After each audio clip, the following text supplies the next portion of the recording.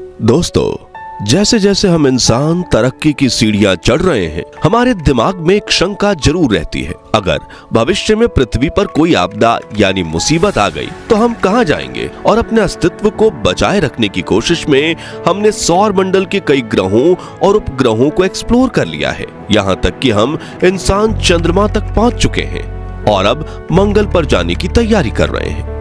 लेकिन क्या आपने कभी सोचा है कि सौर मंडल के अन्य ग्रहों की जमीन कैसी दिखती होगी? वहां का वातावरण कैसा होगा? और क्या आप जानते हैं कि हमारे सोलर सिस्टम में एक ऐसा रहस्यमय ग्रह है जहां एसिड की बारिश होती है, ऐसा जानलेवा एसिड जिसकी एक बूंद इंसान के पूरे हाथ को जला सकती है। वहीं दो ग्रह ऐसे भी हैं जहां पानी या एसिड ही नहीं बल्कि बेशकीमती हीरे यानी डायमंड्स की बारिश होती है। आज के इस वीडियो में हम सौर मंडल से जुड़े ऐसे कई अनसुलझे फैक्ट्स जानेंगे और साथ ही हम ग्रहों के असल फुटेज और कुछ फोटोज को देखकर विज्ञान की मदद से ये जानेंगे कि आखिर उनकी जमीन कैसी है और वहां पर मिट्टी है, पत्थर है, धातु है या कुछ और क्या वहां पर वायुमंडल मौजूद है या नहीं। तो शुरुआत करते हैं सौर मंडल के आधार स्तंभ और सभी ग्रहों के जन्मदाता सूर्य से। सूर्य के पास अपनी कोई ठोस सतह नहीं है, बल्कि ये गर्म वायुओं से बना एक तारा है।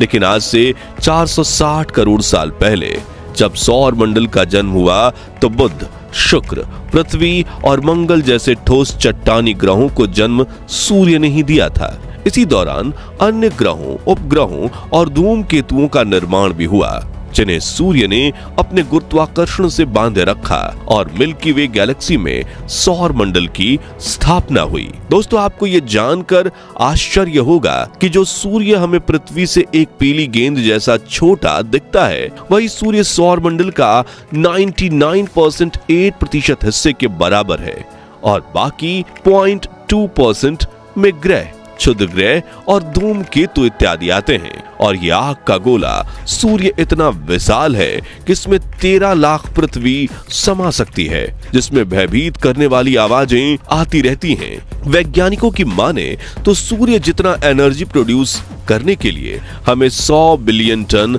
डायनामाइट को हर सेकंड विस्फोट करना होगा, जो कि असंभव है।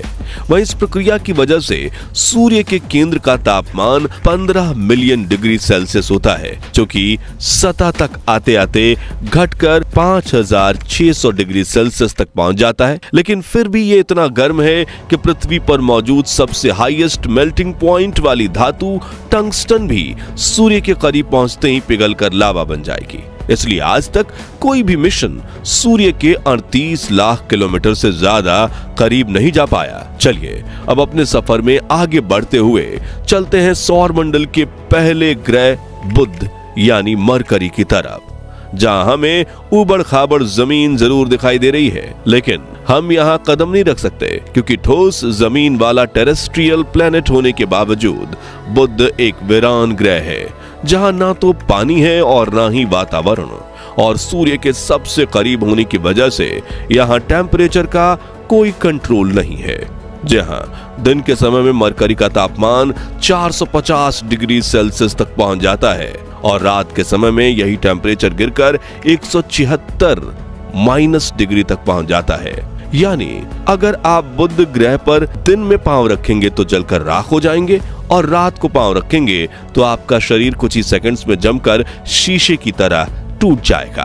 खैर, दूर से अगर बुध ग्रह की जमीन को देखें तो यह हमारे चांद की तरह उबड़ खाबड़ नजर आती है।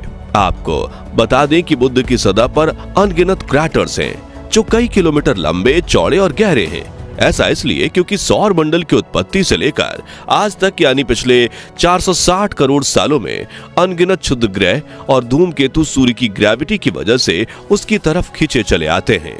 और अगर इस दौरान उनके रास्ते में मरकरी प्लेनेट आ जाता है तो वो यहाँ क्रैश लैंडिंग कर जाते हैं। इसी वजह से बुध ग्रह पर इतने ज्यादा इंपैक्ट क्रैटर्स बने हैं। यहाँ कैरोलिस बेसिन नाम की एक इम्पैक्ट क्रैटर एरिया है जहां काफी क्रैटर्स मौजूद हैं। इस एरिया के सेंटर में 300 किलोमीटर डायामीटर वाला काफी बड़ा गड्ढा है। वहीं बुध ग्रह के सबसे बड़े क्रैटर का नाम एनेरिन है जिसका डायामीटर 467 किलोमीटर है। यहाँ की एक दिलचस्प बात यह भी है कि सूर्य के गुरुत्वाकर्षण के प्रभाव की वजह से ही मरकरी अपनी धुरी पर धीरे धीरे घूमता है, जिस वजह से यहाँ का एक दिन पृथ्वी के 176 दिनों के बराबर है। सोलर सिस्टम का दूसरा प्लेनेट वीनस यानी शुक्र, जो पृथ्वी का पड़ोसी ग्रह है और इसकी जमीन भी ठोस है, लेकिन अब तक का सबसे एडवांस टेलीस्कोप भी शुक्र ग्रह की रहस्यमयी सतह को कैप्चर नहीं कर पाया, क्योंकि शुक्र ग्रह का आसमान कई किलोमीटर मोटी सल्फ्यूरिक एसिड के बादलों की परत से ढका हुआ है, जिस वजह से यहाँ की मैदानी जमीन आज भी इंसानी आंखों से छिपी हुई है। हालांकि यहाँ मौजूद बड़ी बड़ी चट्टानें, पर्वत और ज्वालामुखी को जरूर देखा जा सकता है। वैज्ञानिकों की माने तो शुक्र ग्रह की 60% जमीन से ज्वालामुखी से निकली लावा ढकी हुई है, जबकि 40% सतह पर बड़ी चट्टानें और ज्वालामुखी की राख मौजूद है। वहीं इसके वातावरण का 96% हिस्सा कार्बन डाइऑक्साइड गैस से बना हुआ है, जो कि ग्रीन हाउस इफेक्ट पैदा करती है। इतना ही नहीं, यहाँ के सल्फ्यूरिक एसिड वाले मोटे बादल सूर्य से आई गर्मी को रिफ्लेक्ट होकर अंतरिक्ष में वापस ही नहीं जाने देते। यहाँ एसिड की बारिश भी होती है। इन्हीं कारणों से शुक्र का तापमान हमेशा 460 डिग्री सेल्सियस से भी ज्यादा रहता है। इसे सूर्य के बाद सौरमंडल का दूसरा सबसे गर्म सेलेस्टियल ऑब्जेक्ट कहा जाता है। कुल मिलाकर अगर आप इस खतरनाक बादलों को पार करके शुक्र की सतह के पास भी पहुंच जाते हैं तो आपने स्पेसक्राफ्ट से बाहर निकलकर जमीन पर पांव रखा। यमराज का बुलावा आपको आ गया। इसलिए वैज्ञानिकों ने आज तक शुक्र पर कोई मिशन नहीं भेजा। अपनी यात्रा में आगे बढ़ते हुए एक नजर हमारे पृथ्वी ग्रह पर भी डाल लिया जाए, जिसकी उपजाऊ जमीन और पानी इंसानियत के लिए किसी वरदान से कम नहीं है। पृथ्वी पर कभी घास और पेड़ पौधे वाले बड़े जंगल हैं, कहीं बर्फ की चादर से ढकी सतह है, कहीं बड़ी बड़ी चट्टानें और पर्वत हैं, कहीं रेतीला रेगिस्तान है तो कहीं 71% जमीन महासागरों से ढकी हुई है। इसलिए हम पृथ्वी को नीला ग्रह भी कहते हैं और यहाँ का वातावरण भी इंसानों के लिए अनुकूल है। यहाँ से 4 लाख किलोमीटर दूर पृथ्वी का एकमात्र प्राकृतिक और कुदरती उपग्रह चंद्रमा, जो पृथ्वी के अलावा सौर मंडल की इकलौती ऐसी जगह है जहां पर इंसानों ने कदम रखा है। चंद्रमा की सतह काफी उबड़-खाबड़ है और इस पर कई बड़े बड़े क्रैटर्स हैं। चांद के पतले वायुमंडल में ऑक्सीजन मौजूद नहीं है, इसलिए यहाँ इंसान स्पेस सूट के बिना सर्वाइव नहीं कर सकता। लेकिन यहाँ सतह की गहराई में बर्फ के रूप में पानी मौजूद है, जो चंद्रमा पर जीवन की उम्मीद जगाता है। यहाँ से आगे बढ़ें तो हमें दिखता है सोलर सिस्टम का रेड प्लेनेट यानी मंगल ग्रह, जहां हम इंसान अपने रोवर भेज चुके हैं और 2030 तक एस्ट्रोनॉट्स भी मार्स प्लेनेट पर कदम रखेंगे। यहाँ की जमीन पर काफी ज्यादा मात्रा में आयन और अन्य खनिज पाए जाते हैं और इसी आयन के ऑक्सीकरण के कारण यहाँ की सतह लाल है और कई छोटे बड़े कंकड़ और चट्टानें हैं। हालांकि इस वक्त तो मंगल की जमीन सूखे लाल रेगिस्तान से कम नहीं है, लेकिन मंगल पर पहुंचे रोवर्स से मिली डेटा के मुताबिक हजारों साल पहले मंगल ग्रह की सतह पर पानी की नदियां बहती थीं, लेकिन समय के साथ मंगल का पानी सूख गया और ये सूखा रेगिस्तान बनकर रह गया। मंगल ग्रह पर आयरन की धूल से भरी आंधी के बवंडर चलते रहते हैं। हैरानी की बात यह है कि वैज्ञानिकों को मंगल पर जीवन की मौजूदगी के सबूत भी मिले हैं, जिसका अब किसी कारणवश विनाश हो चुका है और अब उम्मीद है फिर जल्द ही इंसान मार्स पर ह्यूमन कॉलोनी बसाएंगे। चलिए अब अपने सफर में आगे बढ़ते हैं और सोलर सिस्टम के सबसे बड़े ग्रह बृहस्पति यानी जुपिटर के तरफ चलते हैं, जहां आप कदम रखने की कोशिश करेंगे तो अंदर की तरफ गिरते चले जाएंगे, क्योंकि जुपिटर के पास कोई ठोस सतह नहीं है और ये पूरी तरह से गैस व तरल पदार्थों से बना हुआ है। बृहस्पति का आकार इतना बड़ा है कि इसके अंदर 1300 पृथ्वी समा सकती है।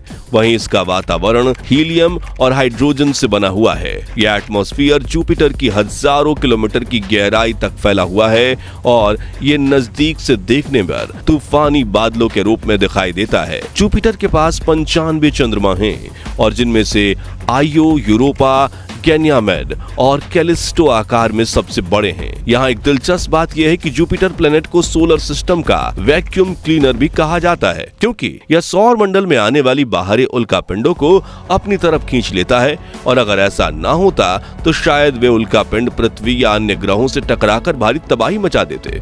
जैसे कि साल 1994 में एक बड़ा धूमकेतु पृथ्वी की तरफ आ रहा था, लेकिन बृहस्पति ने उसे अपनी ओर खींच लिया और एक भयंकर विस्फोट के बाद सब शांत हो गया। जुपिटर के बाद सोलर सिस्टम का 6th प्लैनेट सैटर्न यानी शनि। यह भी बृहस्पति की तरह एक गैस जायंट है। हालांकि शनि के चारों तरफ एक खूबसूरत रिंग दिखाई देती है जो जमी हुई बर्फ और चट्टानों के टुकड़ों से ठोस पदार्थ जैसी बनी हुई है और जब ये बर्फ सूर्य से आने वाली किरणों को रिफ्लेक्ट करती है तो ये रिंग चमकती हुई नजर आती है। शनि ग्रह को लेकर एक हैरान कर देने वाला फैक्ट ये है कि इसके वायुमंडल की बाहरी परत में तो सिर्फ 18 किलोमीटर प्रति घंटे की रफ्तार से हवाएं बहती हैं, लेकिन जैसे जैसे इसके वायुमंडल में नीचे की तरफ जाया जाता है वैसे वैसे इन हवाओं की रफ्तार तेज होती चली जाती है और इसके केंद्र में बहती हवाओं की रफ्तार 2000 किलोमीटर प्रति घंटे से भी ज्यादा है। इसलिए किसी भी स्पेस मिशन को शनि ग्रह के पास भेजा जा सकता है, लेकिन इसके गैसीय गोले से ज्यादा अंदर भेजना नामुमकिन है, क्योंकि ये हवाएं कुछ ही सेकंड्स में स्पेसक्राफ्ट के चीथड़े उड़ा देंगी।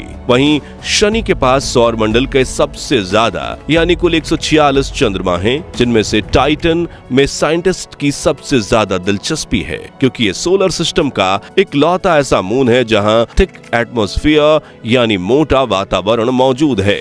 दोस्तों, शनि के बाद सौर मंडल का 7वां ग्रह है यूरेनस यानी अरुण, जो अपने पड़ोसी ग्रहों की तरह एक गैस का गोला है।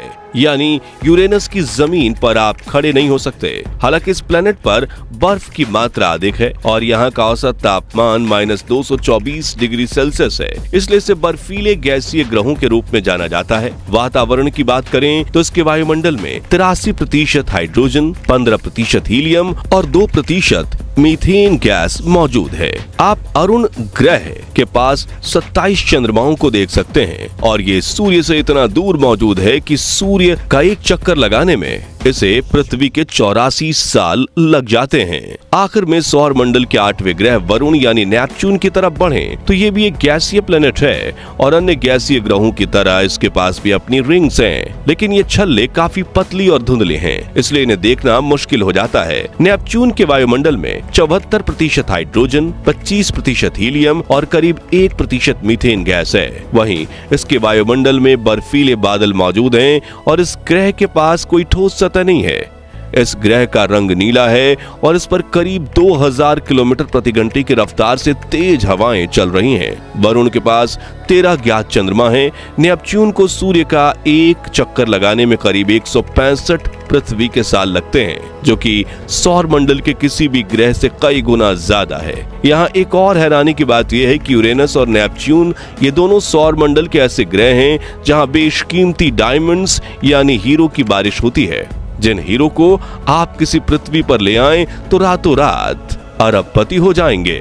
और जल्द ही जेम्स वेब टेलीस्कोप इस डायमंड रेन के तस्वीरों को कैप्चर करने वाला है। तो दोस्तों, सौर मंडल के अन्य ग्रहों की जमीन और वातावरण के बारे में जानने के बाद आपको पृथ्वी की अहमियत का अंदाजा जरूर लग गया होगा। तो कमेंट बॉक्स में पृथ्वी माता की तारीफ में 2 बोल जरूर लिख दीजिए और ये भी बताइए कि अगर आपको मौका मिले तो आप चांद और मंगल पर जाकर बसना चाहोगे। उम्मीद है आपको वीडियो पसंद आई होगी। अगर हाँ तो वीडियो को लाइक शेयर करके 11,000 लाइक्स जरूर करवा दीजिए और ऐसी ही दिलचस्प वीडियोस देखते रहने के लिए हमारे चैनल को सब्सक्राइब करके पास वाली घंटी बजाना मत भूलिएगा। जय हिंद, जय भारत।